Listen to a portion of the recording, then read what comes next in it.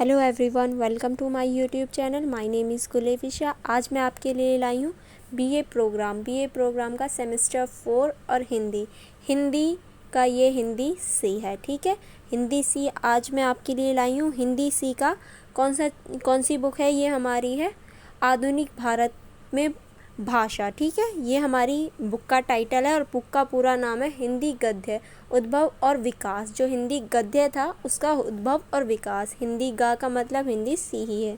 बहुत सारे स्टूडेंट ने कमेंट किया था हिंदी के नेक्स्ट चैप्टर के लिए, तो ये वाली वीडियो उन सारे स्टूडेंट्स के लिए। ओके, चलिए फिर स्टार्ट करते हैं हमारा। हाँ, एक बार मैं आपको ये भी चीज़ दिखा दूँ दोबारा दिखा रही हूँ। फर्स्ट वीडियो में ऑलरेडी मैं ये चीज़ें कवर करवा चुकी हूँ। ये हमारा पूरा सिलेबस कह सकते हैं आप।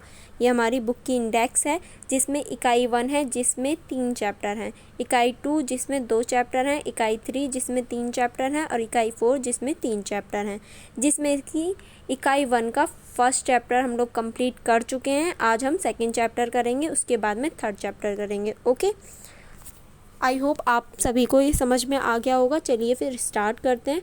फर्स्ट चैप्टर है हिंदी गद्य का उद्भव और विकास, जो मैं आपको फर्स्ट वीडियो में ऑलरेडी करवा चुकी हूँ। आज हमारा सेकंड चैप्टर स्टार्ट होगा जिसका नाम है हिंदी गद्य के विभिन्न रूपों का परिचय। जो हिंदी गद्य है उसके जो विभिन्न रूप हैं, हिंदी गद्य को मैं आपको बता चुकी हूँ ऑलरेडी। जो हिंदी गद्य का विकास होता है वो भारतेंदु युग के बाद स्टार्ट होता है। जो भारतेंदु युग की शुरुआत होती है, उसी के बाद हिंदी गद्य की भी शुरुआत होती है। उससे पहले कोई भी हिंदी गद्य नाम की चीज़ नहीं थी। तो उसी के विभिन्न रूपों का हम परिचय करेंगे कि उसके विभिन्न रूप कौन कौन से हैं इस चैप्टर में। ठीक है, चलिए फिर स्टार्ट करते हैं। ओके, यहाँ आप भारतेंदु युग है ना, भारतेंदु जी के नाम पे पढ़ा है। ऐसा नहीं है किसी भी युग का ऐसे ही नाम रख दिया। जो भारतेंदु थे, भारतेंदु हरिश्चंद्र, उनके नाम पर भारतेंदु युग नाम रखा गया। क्यों? क्योंकि ये उस समय के सबसे प्रसिद्ध कवि थे, इसीलिए इनके नाम पर पूरा एक टाइम पीरियड रख दिया गया कि ये पूरा टाइम पीरियड भारतेंदु युग के नाम से कहला जाएगा। ऐसा नहीं है उस समय सिर्फ भारतेंदु जी ही बहुत ज़्यादा प्रसिद्ध थे, और भी थे, लेकिन और जो थे उनके बारे में भी आप यहाँ पढ़ सकते हैं। ठीक है, ये सारे ये बालकृष्ण भट्ट, ये सभी जो हैं ये भारतेंदु युग के ही हैं। ठीक है, भारतेंदु युग यानी भारतेंदु जी के समय के ही हैं। अब जो हिंदी गद्य है उसके इतिहास में जाकर देखते हैं कि कैसे ये बढ़ा। पहले हम देखेंगे उपन्यास के पॉइंट ऑफ व्यू से। उपन्यास के पॉइंट ऑफ व्यू से कैसे कि हिंदी गद्य को उपन्यास से किस तरह से मदद मिली बढ़ने में, फैलने में, कैसे उपन्यासों ने अपनी भूमिका निभाई, तो हम उस चीज़ को देखेंगे। फर्स्ट देखेंगे भारतेंदु युग के पॉइंट ऑफ व्यू से। जितने भी भारतेंदु युग में वो थे, कवि थे, उनके पॉइंट ऑफ व्यू से। ठीक है, आप लोग इसको रीड कर लेना। भारतेंदु युग के बाद आता है द्विवेदी युग। यहाँ आप देख सकते हैं द्विवेदी युग में भी जो द्विवेदी हैं उनके जो द्विवेदी हैं उनके नाम पर, द्विवेदी जी के नाम पर इस युग का नाम रखा गया, क्योंकि द्विवेदी जी सबसे प्रसिद्ध कवि थे उस टाइम पे, प्रसिद्ध लेखककार थे। ठीक है, नॉट कवि, लेखककार थे। और ऐसा नहीं है सिर्फ यही प्रसिद्ध थे, और भी थे जिनके बारे में आप यहाँ पढ़ सकते हैं। ठीक है, चलिए फिर आगे बढ़ते हैं। ये सारा द्विवेदी युग के ही बारे में है। द्विवेदी युग के बाद आता है प्रेमचंद्र युग। प्रेमचंद्र जी के नाम पर रखा गया है। ठीक है, और यहाँ उन और कवियों के बारे में भी आप डिटेल में देख सकते हैं। ठीक है,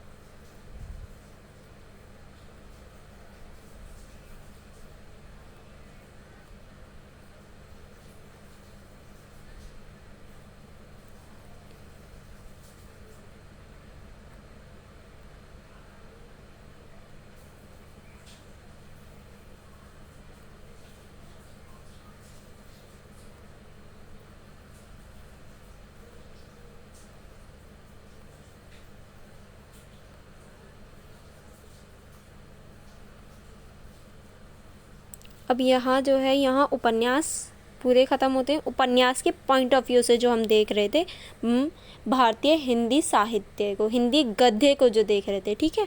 अब हम निबंध के पॉइंट ऑफ व्यू से हिंदी गद्य को देखेंगे, ठीक। हिंदी जो गद्य है उसको देखेंगे, ठीक है। किसके पॉइंट ऑफ व्यू से? निबंध के पॉइंट ऑफ व्यू से, ओके। हिंदी को अब हम निबंध के पॉइंट ऑफ व्यू से देखेंगे, जिसमें भारतीय हिंदू युग सबसे प्रथम आता है, क्योंकि भारतीय हिंदू युग सबसे पुराना युग है। इसीलिए निबंध में भी कैसे भूमिका निभाई निबंधों ने हिंदी गद्य को बढ़ाने में, हिंदी गद्य की शाखाओं को बढ़ाने में, उस चीज़ को देखेंगे। सर्वप्रथम भारतीय हिंदू युग आएगा। भारतीय हिंदू युग को देख लीजिए। इसके जितने भी कवि हैं, जो प्रसिद्ध कवि हैं, सभी आपको यहाँ मिल जाएंगे।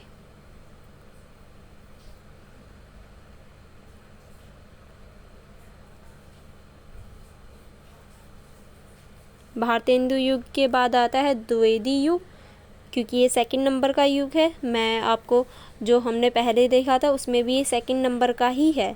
तो द्विवेदी युग में जो प्रसिद्ध कवि हैं और जो निबंध की भूमिका रही है, उसको आप यहाँ देखेंगे। और ये जो आप देख रहे हैं ना यहाँ, अध्यापक पूर्ण सिंह, इनका पूरा चैप्टर आपके अगले कुछ चैप्टरों के बाद आप इसका पूरा चैप्टर पढ़ोगे। इन्होंने पूरा चैप्टर दे रखा है अध्यापक पूर्ण सिंह का, ठीक है। उसको भी हम आगे कवर करेंगे।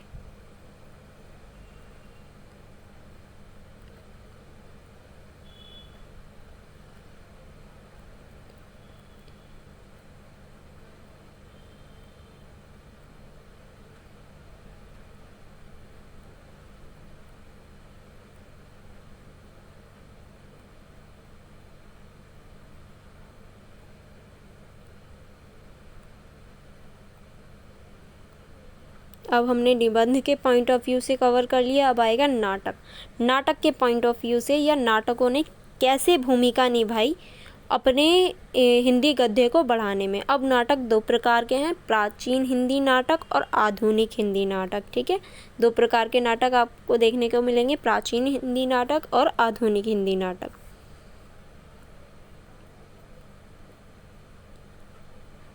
अब जो पूरे काल है ना, उसको कई पार्टों में डिवाइड किया गया, 4 पार्टों में डिवाइड किया गया नाटकों के आधार पर।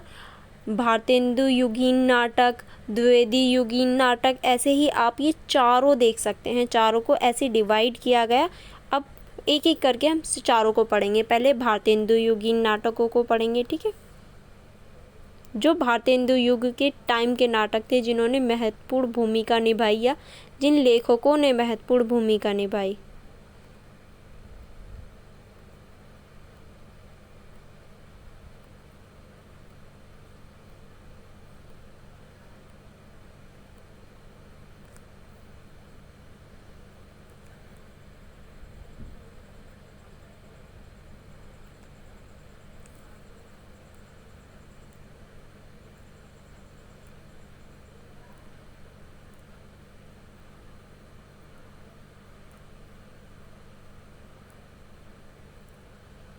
एंड देन यहाँ से ये वो फर्स्ट पॉइंट था, ये सेकंड पॉइंट है, ठीक है।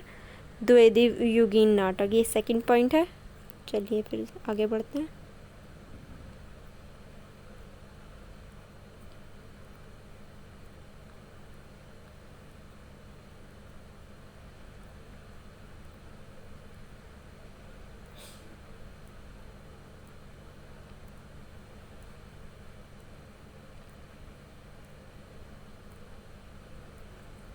एंड ये थर्ड पॉइंट है, ठीक है।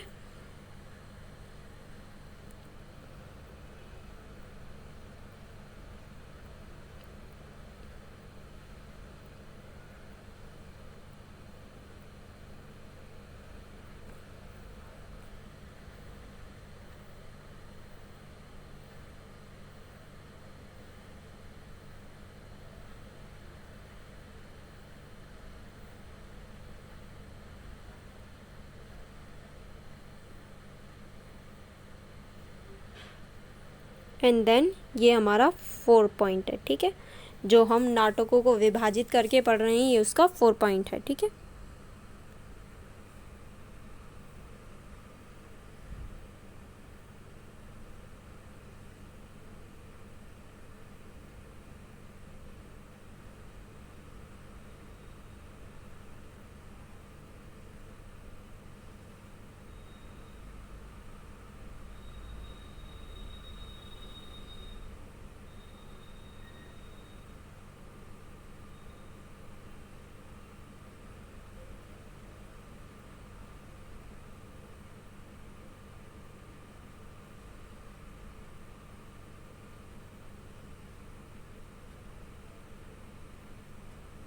अब हमने नाटक कंप्लीट कर लिया। अब आता है कहानी।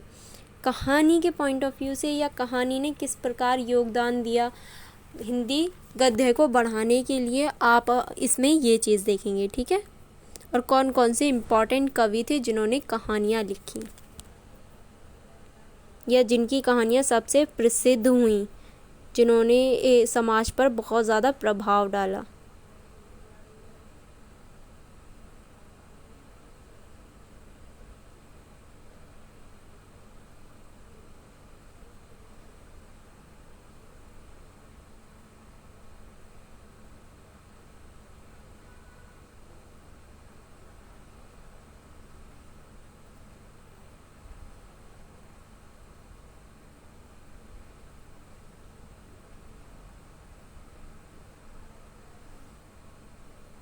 अब यहाँ आप देखेंगे हिंदी एकांकी। एकांकी का मतलब होता है किसी भी एक विषय के बारे में बात करना, जैसे कि युद्ध हो रहा है, सिर्फ युद्ध के बारे में बात करना, किसी के चरित्र को लेकर बात करना या किसी पर्टिकुलर चीज़ के बारे में पूरी डिटेल से बताना, वो एकांकी कहलाता है, ठीक है।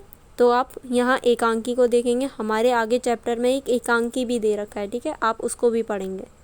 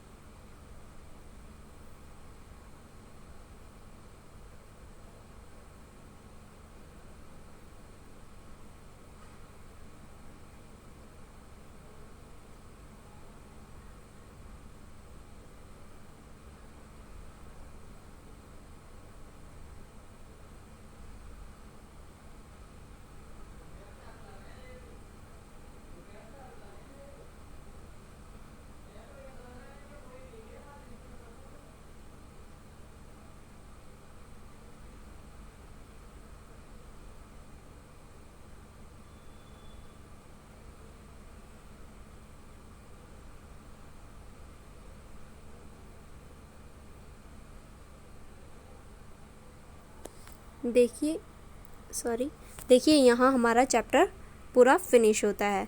अगर अब मैं आपको पूरा डिटेल में बताती तो लंबी, बहुत ज़्यादा लेंथी वीडियो हो जाती, क्योंकि ये चैप्टर बहुत बड़ा है, बहुत लंबा था। इसीलिए मैंने आपको पीपीटी सारी शो करवा दी है पूरे चैप्टर की, ताकि आपको कोई भी प्रॉब्लम ना हो। अगर आपको कोई भी प्रॉब्लम होती है तो आप मुझसे अपने क्वेश्चन पूछ सकते हैं, मैं ज़रूर आंसर दूंगी। ओके, मैं हमेशा आंसर देने का पूरा कोशिश करती हूँ कि आप सभी को आपके प्रश्नों के उत्तर मिल जाएं। अगर आपको कोई भी क्वेरी होती है तो आप मुझसे पूछ सकते हैं, और अगर आपको कोई भी प्रश्न पूछना हो या कोई भी क्वेरी हो तो मैं ऑलवेज़ अवेलेबल हूँ। और प्लीज़ वीडियो को शेयर एंड लाइक ज़रूर कीजिएगा, इससे मुझे मोटिवेशन होती हूँ कि हाँ, कोई है जो मेरी वीडियोस लाइक कर रहा है और मुझे बनानी और चाहिए, वरना फिर मेरा मन नहीं करता वीडियो बनाने का, ये रियल है। फिर मुझे लगता है कि कोई तो है नहीं जो वीडियो को लाइक वगैरह करता है, तो थोड़ा सा डिमोटिवेट हो जाता है। तो please like and share, and अगर आप लोग कहेंगे तो मैं आपको इसकी इम्पॉर्टेंट क्वेश्चन भी करवा दूंगी बुक के बाद। ओके, अगर आपको कोई भी क्वेरी या क्वेश्चन हो तो आप डिस्क्रिप्शन बॉक्स में मुझे दे सकते हैं, मैं ज़रूर आंसर करूँगी। Okay, thank you for watching.